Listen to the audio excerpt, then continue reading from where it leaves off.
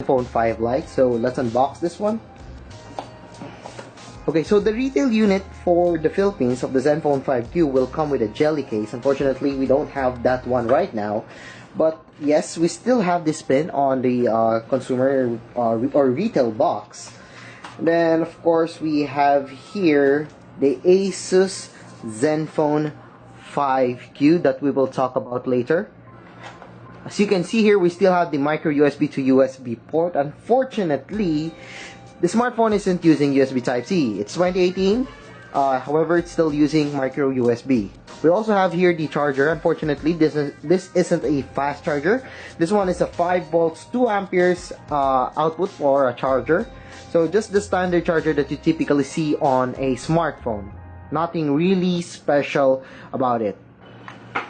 Of course, we have here the in-ear phones along with some earbuds. If you're not comfortable with the included earbuds here, you could change this one to this.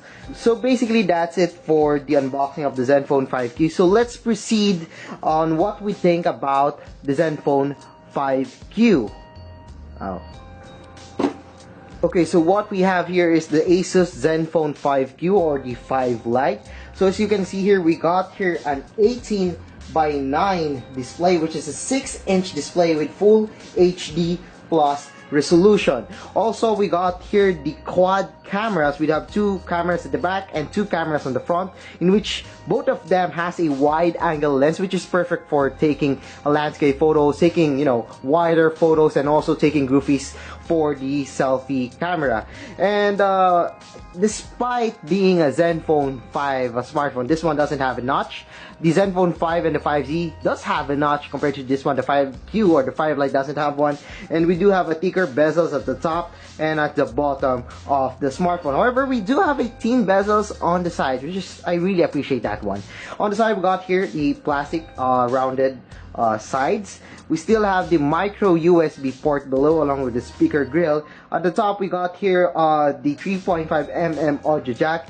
And at the back, despite having a face unlock on the smartphone, we still have the fingerprint scanner at the back along with this one. So this is the camera. That's a 120 degrees wide angle camera. It's an 8 megapixel camera, so it's better to use that one when taking wider photos, landscapes, or some sceneries when you're in travel. Anyway, we do have a glass back and front. That's why I really love the feel of the smartphone.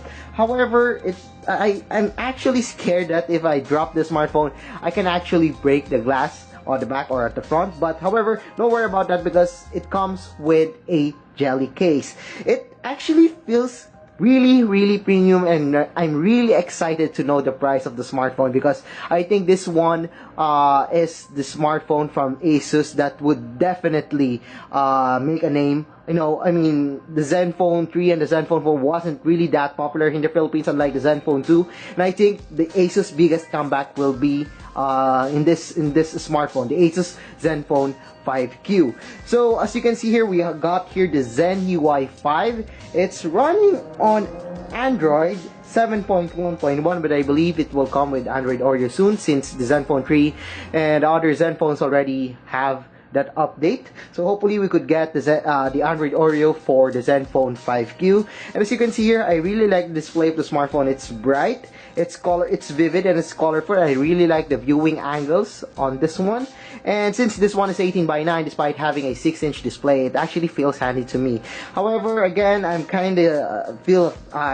a little bit afraid of the glass back because when I drop the smartphone, I might break it. So whatever, well, as long as you have the case. Anyway, I've tried the camera of the smartphone a while ago, so I'm gonna show you some of the shots that I took a while ago. Okay, so there we go. So this one is using the wide angle lens of the smartphone. As you can see, I took a wider shot compared to this one. This one is the standard lens, and I've noticed that the colors are really vivid on the standard lens. However, on the wide angle lens, well, it isn't that much, and the details are a little bit, I'm not actually satisfied with the details that I got on that one. So take another low light shot, and I was happy to get this one. So I'm seeing right now a vivid colors. However, the details isn't the best one for its price range, but it's still good for me. I'm satisfied with it. However, I noticed that there's a little bit of noise, but you know, not really that much. So this one is also wide angle, and as you can see here, it's kind of pale and a little bit washed. Actually, it's washed out. So you know, it's a wide angle lens, so you know the standard lens of the Zenfone 5Q is a lot better compared to the wide angle lens. Okay, so here's a sample selfie photo with portrait with the bokeh mode or portrait shot. As you can see here, the bokeh on this one is not, well, it's actually pretty good. It's actually pretty good. I was actually expecting this one is, well, it's different. Anyway, it's actually pretty good and a lot better compared to the previous Zenfone. It's actually on par with the one on the Zenfone 4 Pro that I'm using. I think that's the only Zenfone in the Zenfone 4 series that has a really good selfie bokeh, and on, well, as you can see in this one is really good. So another one, so another great bokeh shot on this one.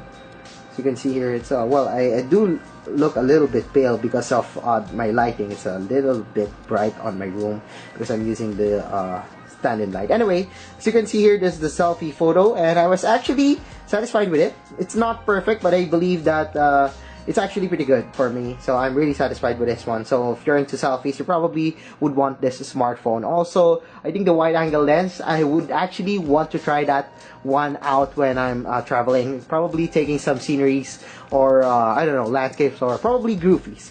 Anyway, the Asus Zenfone 5Q does have some pre-installed applications. I've installed some applications already, but compared to the Zenfone 2, the Zenfone 3, well, this one has a lot less bloatwares.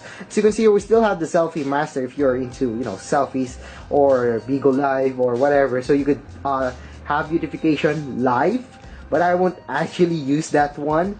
So I'm actually pretty happy with the Zenfone 5Q. So this is just my first impression. So I'll probably have a different perspective when it comes to the review already, because you know the updates might come after a few days, and this one hasn't been fully released here in the Philippines. So you know we can probably expect more updates on the Zenfone 5Q. But right now I'm actually pretty impressed with its build quality.